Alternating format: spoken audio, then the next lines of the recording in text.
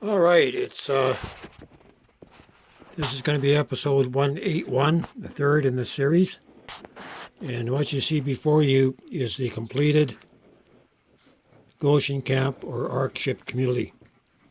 I've changed this out a little bit where I put the Arcships here and I put the base camps here just to keep the noise of it's a little bit quieter here, right? And so what we have is a H7-4.3 acre Goshen camp. And why it's H7 is because you got 7 hexagonals. So the sides on this with the road expansion is 250 feet per side. So if you square that and multiply that by 3, you get that, and you divide by 1 acre, and you get 4.3 acres. So we know that the roads are about 20 feet wide. That's more than enough. I may have to make it a little bit bigger. You might have to cut away from here. So you come in, this is your entrance where you come in, and you go around, and you come out. Well, we know that from here to here, it's only 72 feet. That's big enough to drop a semi-truck of material and still have room to get by. And so you have to take all these different factors into consideration. And these are going to have to be fast-tracked. I mean, quickly, while we still have the time before the death toll of the bell begins to sound, right? So,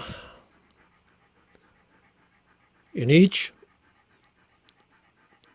base camp, you'd have your, like I said in the first video series, you got your center, and you might, so this might be this would be your gathering point of 1,728 square feet, and you would have a kitchen facilities. This is for permanent. And you would have 2 restroom facilities and 4 or 3 sleeping areas. So in each sleeping area, so if this is a sleeping area here, like this, right? Each one could easily handle 4 people for a total of 12. So this is for the people that are working on site to build the facilities. So you got 12, 12, and 12, which is 36. And each Arcship community, you would have 2 cabins that are connected. This would be your sleeper unit. This would be your kitchen unit. This is for long term. So each one you would have a family, 5 families, 5 families, 5 families, with about roughly 6 to a family, say roughly, because you have to maximize your space. 6 times 5 is 30 for 90. So you could easily get 120 people on site here. But to make this work, you're going to have to set up 3 base camps and get these operational, because you're going to be doing a lot of building. And you still have to set up your nail tables, maybe these areas here. You could actually use this to set up your nail tables. And you're going to have to steel this part and this part. So you would have 1, 2, 3, 4, 5, 6 fabrication sheds. And the goal is you got 3, you get all these sheds going, so you want to be able to average, or in 1 week, to make one of these, right? A full base camp. So you're going to have to start from the center, right? You'd be working in these stations here. This is where you have your mobile camper facilities set up.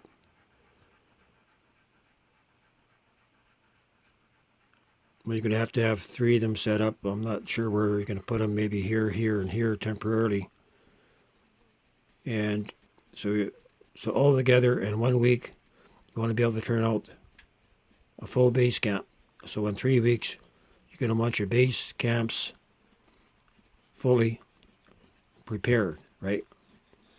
And so the temporary trailer facilities that you make out of Scamper Campers, they can go on to the next job, or they could stay, and better if they stayed and helped to build the Arcships.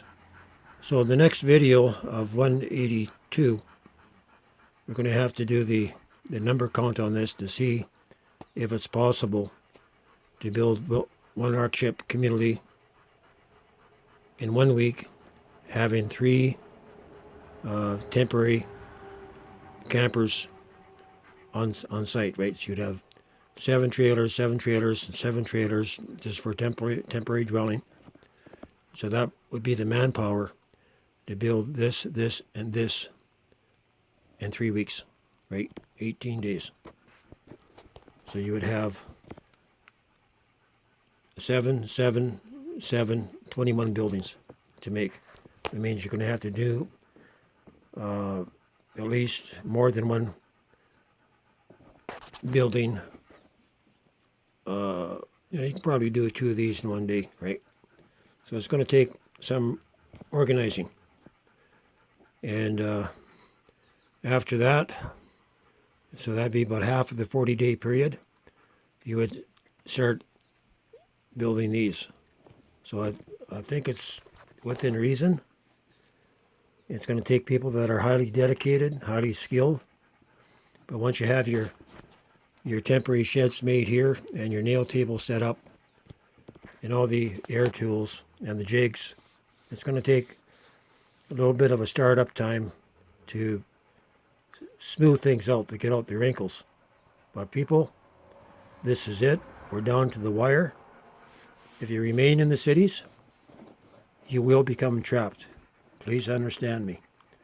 David Terrell, God's prophet to the world, he saw God's people trapped in the cities because they loved the things of the world more than the things of God, and they didn't gather. It clearly speaks in Scripture about these days, right, that we're entering into, to gather together. And Sarah Hoffman, she saw this. She saw about 20 communities set up in the Midwest. These people got out in time, and the rest of the people in the cities became trapped, and the cities went into lockdown, into civil war, biologicals broke out, nuclear war and all that. So we need to prepare. So I'd like to hear your comments on this, but I believe it's possible. So I am ready to go ahead. But what you guys can do out there, start taking your Scamper Campers, fully rebuild them. You just use the same pattern, reframe out of 2x3, beef up the insulation, beef up the floor, put in your long-term off-grid facilities, solar panels and stuff like that. You still need your septic and your water. You need each one. Start building your trailers now. Start looking around for trailers. You can buy them up cheap. And those of you that have shops, get busy. We need to do this. This is Joshua Taylor coming to you on this 181st episode of the GOSHEN 2 live podcast series.